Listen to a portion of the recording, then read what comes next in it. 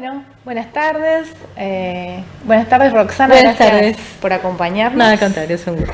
Acá estamos, entrevistando con mucho placer a Roxana Cabello, licenciada en Sociología, doctora en Ciencias de la Comunicación, investigadora, docente de la Universidad General Sarmiento.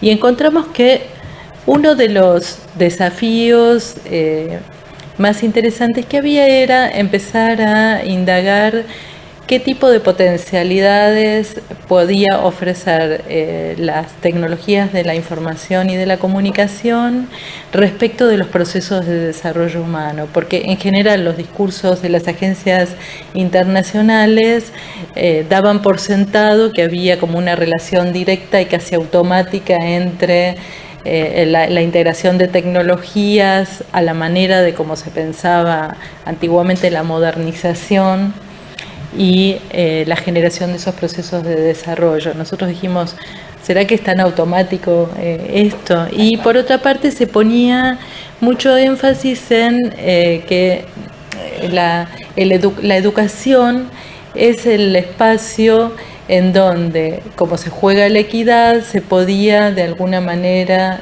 trabajar para la formación de capacidades y para lo que le llaman, yo diría entre comillas, la democratización del acceso a las tecnologías y todas las ventajas que estas tecnologías traerían aparejadas, asociado con otro concepto que se daba también por sentado, que es el concepto de la sociedad de la información. Concepto que nosotros también dijimos, no habrá que discutirlo de alguna manera. Entonces empezamos a trabajar haciendo investigación empírica con escuelas primarias y dijimos, vamos a ver en qué situación están actualmente las instituciones y sobre todo los maestros, porque los maestros estaban como identificados como los agentes promotores de ese cambio, de esa incorporación de tecnologías.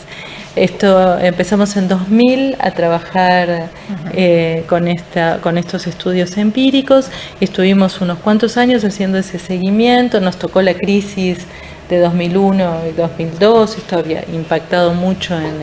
Era un momento en que los maestros no tenían computadoras en sus casas, por ejemplo, los maestros con los que trabajábamos.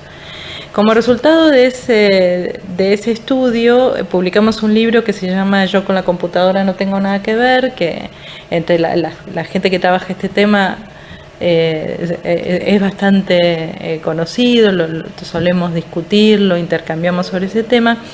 Uno de los hallazgos más importantes que tuvimos, muchos de los cuales se resumen en el título del libro,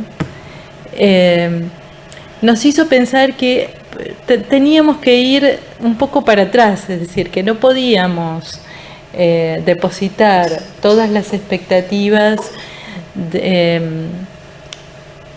en la cuestión de la capacitación, es decir, todas aquellas competencias que pueden llegar a formar los docentes a posteriori de su formación como docentes, una vez que ya ejercen su profesión, que ya una vez que ya están en la escuela y toman cursos que pueden ser de distinto tipo y de carácter permanente, sino que deberíamos pensar no tanto en su capacitación, o no solo en su capacitación, sino también en su formación.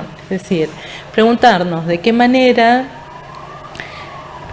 la integración de tecnologías digitales, en ese momento las mencionábamos permanentemente como tecnologías de la información y de la comunicación, está prevista en un tipo particular de propuesta educativa que es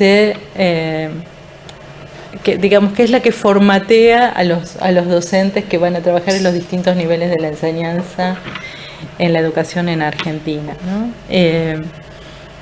Entonces, nos hicimos la pregunta respecto de cómo se plantea la educación en la formación docente, qué rol juega alguna idea de transformación educativa, ¿Hace falta una transformación educativa en este nuevo contexto en el que se da por sentado el concepto de sociedad de la información, o cuando mucho se lo cambia por el de sociedad del conocimiento? Se asume que estamos en un nuevo tipo de formación social que tiene esas características, se asume que las tecnologías de la información y de la comunicación tienen un rol importantísimo en esas características, se casi impone la necesidad de integrar esas tecnologías en los procesos educativos, pero ¿de qué manera se piensa que la escuela o como institución y que, digamos, la institución educativa en general tendría que transformarse, tendría que eventualmente acomodarse a los nuevos contextos que dan estas formaciones sociales nuevas, entendidas como sociedad del conocimiento o de la información?